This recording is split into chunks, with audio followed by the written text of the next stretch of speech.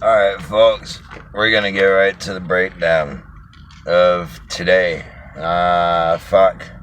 I don't know what today is. I think it's the 25th of January.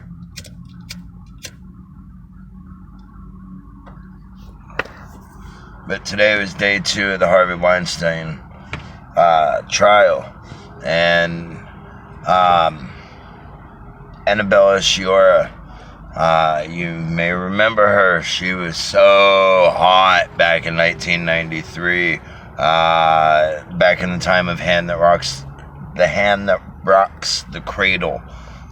She played the wife of the guy that had the kid, and she was the sane one that was driven insane by the nanny. The nanny wanted to take over her spot in the family. Anyways,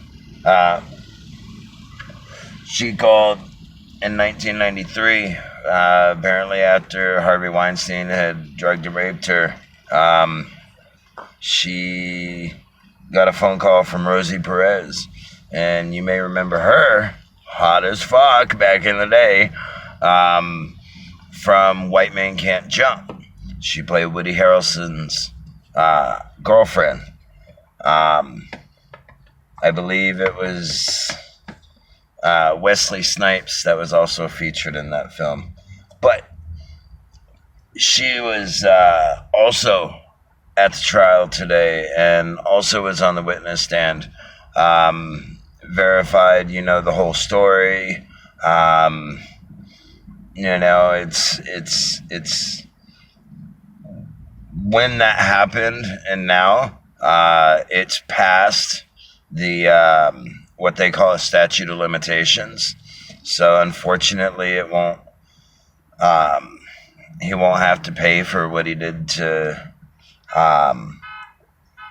Annabella Sciorra and many of the other women that this occurred to so long ago.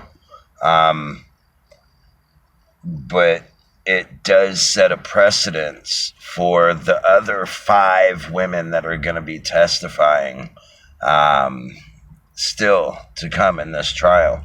So, there is shit that you need to pay attention to more than just, more than just the impeachment trial, which it looks like, with John Bolton coming forward with his,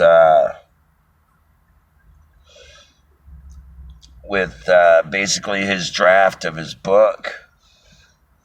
He states very clearly that in August that he directly was told by Trump that there was a quid pro quo, that there was the stipulation before the money was released that they had to, start that investigation into Joe Biden and his son, Hunter Biden. But that's something that Trump's defense didn't seem to pick up on and respond to today. I don't know why. Maybe we'll find out more in the coming days. But, there's, with this revelation, there's a number of different senators, Republican senators, that are now saying, yes, we need to hear from at least one witness. And apparently there's a hell of a lot more that he knows. But, the main question that needs to be asked is, what else is on the server that this phone call was placed into when they were trying to hide it? What other information has been placed there illegitimately?